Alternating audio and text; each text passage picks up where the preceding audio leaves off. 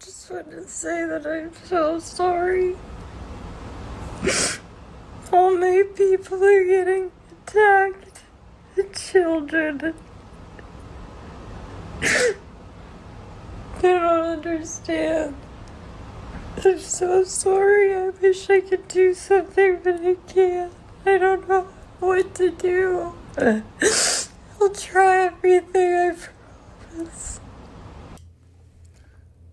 Alright guys, welcome back. This is Vent with the 13% Vent.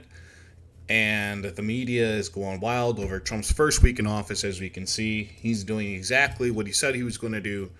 Promises made, promises kept, right? Right now we got celebrities like Salena Gomez just busting out in tears over criminals who she likes to call her people. I think all of us are thinking the same thing right now. We're wondering, where were these Hollywood celebrities when people like Lincoln Riley were being murdered? Where were these celebrities when we had child sex trafficking going on during the last 4 years? And where were they when Biden lost over 300,000 children? You know, she's talking about the children right here, but where were those tears for that? You know? And if she's so concerned about them, maybe she should house the criminals. Maybe they should stay at her house, given that she's worth over $1 billion. I'm sure she can take care of them, right?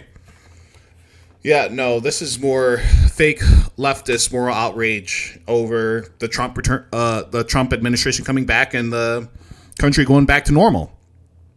You know, they're gonna moan these next 4 years, but I mean, you know, it's a painful process that the Biden administration has put us into. You know, these are just things you got to do if you want to be a country of law and order. I I don't know what else to say. I'm actually happy that they're actually recording a lot of these deportations, because we get to see firsthand the type of people that are in our communities, walking amongst us on a daily basis, especially in these sanctuary cities like Chicago, you know, New York, Los Angeles, you know, the cities that like to protect criminals. Unfortunately, you don't see tears for all the children that are being trafficked and, you know, basically being sold into slavery. But that's okay. You know, Trump's back in office. He's doing what he's supposed to do. And we're already winning victories. Look what happened with Colombia, bending the knee. They were going to tell us that they weren't going to take back their criminals. It's so funny how they talked about how they were poorly treated. You know, we had them in cuffs, but yet they didn't want to take them back. You know, if we were so harsh towards them, why don't they take them? Maybe they can treat them better. Yeah. Okay. Security threats.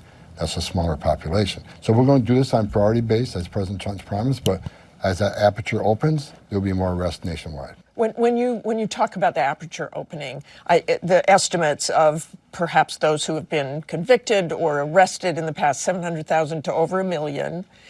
So after you do that, then you go after everybody who is there illegally. If you're in the country illegally, you're on the table, because it's not okay to, violate laws of this country. You got to remember, every time you enter this country illegally, you violated a crime under Title 8, United States Code 1325. It's a crime. So if you're in the country illegally, you got a problem. And that's why I'm hoping those who are in the country illegally, who have not been ordered removed by the federal judge, should leave. Well, all right, so now you heard that. And Tom Holman is absolutely right. If you aren't here legally, you should leave. He's doing a great job by starting with the criminals. They're the ones who should definitely, be the first ones to leave the country. We definitely don't want rapists, drug smugglers, murderers walking our streets. But once they're gone, everybody else who broke the law is going to need to leave too. It cost our country over $150 billion each and every year to sustain them. And yeah, people are going to say, oh, this is going to cost us so much money. Well, we're going to make back that money and then some by not having to take care of the rest of the world. So it's pretty much a win-win. We get safer streets, and we get to save taxpayer dollars for people who actually live here. They can go back from which they came, come back, try it again, do it legally. This is how things are supposed to be done. The U.S. is a nation of laws. It's refreshing, honestly, just to see the nation go back to law and order, go back to actually punishing criminals for breaking the law. And, Tom Holman, he says this is just the beginning. I'm excited to see it. Honestly, they should make a show just like how they have cops. They should have an ice show, just depicting all the people that they're arresting, all these criminals, just to show the rest of the world, hey, look, we mean business. And I'm glad that Trump is doing this. I'm glad that they're recording a lot of these pickups and these deportations, because we've been suffering through it for too long. This is what the people have voted for, and this is what we're getting. 2,681 arrests since his inauguration last Monday. Those numbers may or may not tell the whole story. It is an open question how Trump's mass deportations will ultimately stack up against previous administrations. But one thing that is not an open question, one thing we don't have to wonder about, is how it feels if you are undocumented in America right now, or even if you worry that you could be mistaken for being undocumented because of the color of your skin or your name. This is a headline out of Chicago. Quote, "We are terrified." The New York Times spoke with one man, a man who was born in this country, who said this, quote, "I can tell you that even for those of us who are citizens or have a green card, there's fear. I'm scared myself, not that I'll be deported because I was born here, but I'm scared that I may get scooped up in a mass arrest." That fear of... Yeah, okay. So that's fake outrage. That right there. Oh, I'm a U.S. citizen, but I'm scared that I might get scooped up and be arrested. Yeah, no, they're not. They're not going anywhere. You have documents at your home. You have maybe documents in your car to prove that you're a citizen. You have your birth certificate. Just like what you have the same documents you use to get a job here, you can use to prove your citizenship. You're not scared of anything. What you're doing is you're trying to play victim and try to say that, you know what, let's just not get rid of any criminals because, it's going to be inconvenient for us. That'd be the same way if cops came on a scene and there was like a mass shooting. Should we just let the criminals get away because we're scared of the cops raising their guns to stop the criminals? No. The cops are going to do their job. Justice will be served. And America will be returned back to the way it once was. It's funny. There's all this fake outrage from the liberal media like MSNBC. By the way, their ratings are going down the tubes because of, their propaganda like this. But when Barack Obama was doing it and the rest of the Democrats were advocating for it, they had no problem with it. They were like, oh, this is normal. Oh, this is just what happens. Yes, their Lord and Savior, Barack Obama, which was the largest mass deportation president in all U.S. history, did way more than Trump and Biden did combined. But, there was never any outrage for him when he was doing it. It was just, oh, well, this is normal. Yeah, that was back when Democrats had common sense. But what it really is they like to grift. They like to grab people's attention on fake issues like illegal immigration. Everybody knows the majority of Americans don't agree with it. Everybody knows that we lose lives on a daily basis due to fentanyl and sex trafficking in the cartels. Everybody knows it's a terrible thing. But because Trump is doing it, it's a problem. But let's go back. Let's go look at when Barack Obama was doing it. Let's see how they felt then. It's not going to be a free ride. It's not going to be some instant amnesty. What's going to happen is you are going to pay a significant fine. You are going to learn English. You are going to go to the back of the line so that you don't get ahead of somebody who was in Mexico City applying legally. But yeah, so you heard that. Barack Obama was all for deportations. He was all for the legal process. He was all for legal immigration, not illegal immigration. He didn't believe in people cutting the line and just being granted amnesty for no reason. He believed in law and order. And because he was preaching it, it was okay. But now that Trump is saying it, it's a problem. You know, it's so funny the way that the corporate media just tries to basically speak for Americans as if we can't make up our own minds about how we feel about the issue.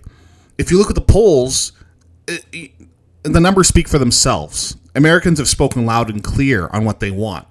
They've already said they don't trust the Democrat Party to handle immigration. They haven't trusted him since Barack Obama. And guess what he did? He did exactly what Trump is doing today. Exactly the same thing. Take you back in history. So it was so interesting to me that Donald Trump's first net approval rating of his second term is higher than his entire first term. And I was interested, has that ever happened? Has the second term net approval rating in the first month, have you ever had a higher rating than any net approval rating during the entire first term? Donald Trump is the only... I have a really hard time believing this. This is 100% true. I went back. I love spreadsheets. Donald Trump is the first guy ever whose net approval rating in the first month of his second term is higher than any rating that he had as an entire first term, Kate Baldwin. This is true. I don't make stuff up. The numbers are the numbers. Yeah, so you heard that. The numbers are the numbers. Exactly what he said. Americans don't want crime in their streets. Americans don't want to pay for everybody's free lunch. Everything comes at a cost. And if you're going to come here, you need to do it the right way. You need to learn English. You need to wait your turn. You don't get to cut the line because, oh, you feel like it. The days of Biden's open border are gone. The days of the goofy borders are Kamala Harris are gone. It's over. The jig is up. They've been taken from our communities. They have been harming our communities. And yeah, you can say, oh, well, some of them, they work out in the fields. Who's going to pick our crops? Basically, this is the modern day version of who's going to pick our cotton. You know, the Democrats are very familiar with that. You are. You're going to get down on your hands and knees and do the hard work yourself. You want nice things? Work for it. We've become a generation of absolute laziness. The meritocracy has greatly diminished in this country. This is why DI has run rampant and become such a huge problem, because we just want to give to people. We just want to say, oh, well, you fit this certain demographic. You have this skin color. You're this gender. Or you like this sexual preference. So you're going to get the job. No, that's absolutely ridiculous. It's nonsense. We're a merit-based country. You want to do well, you need to work well. You want to have nice things. You want to have fruits, vegetables, energy. You work for it. You don't just have it given to you. And it's funny because the Democrats, they talk about, these big corporations accumulating all the wealth for themselves. And what about the rest of the other 98% of people? Well, maybe they wouldn't have so much wealth if they weren't underpaying these illegal immigrants and they had to start paying what they should pay for a living wage. And the only way that's going to get done is if you take away the cheap competition. So let me know what you guys think. I'm all for it. I think President Trump is doing the right thing. Just comment down below, because I really do want to hear you guys. I'm a new channel, so I'll actually be reading the comments. I appreciate it. This is the 13% Vent. Have a good one.